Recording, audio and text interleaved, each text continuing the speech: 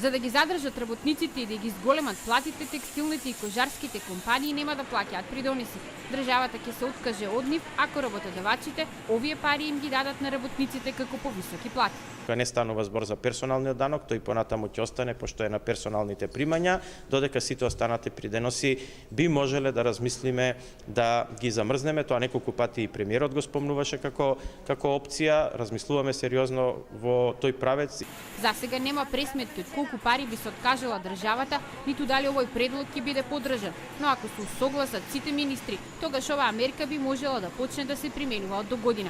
За бизнисмените, замрзнатите придонеси ќе значат големо олеснување. Тоа значи дека нето платата одма јас гарантирам дека ќе се збореме во рок за една година за 2 години. Ако не стануват придонеси на може да ставите и горна граница да не се злоупотребува, со тоа се слагаме. И горна граница да не се злоупотребува, да биде до 25.000 например. И некој ќе даде 40.000, пак ќе треба да ги враќаме. На трибината за ЕУ перспективите на македонската економија, организирана од Стопанската комора, бизнисмените се пожалија и на бавни процедури и бирократија, особено во царината.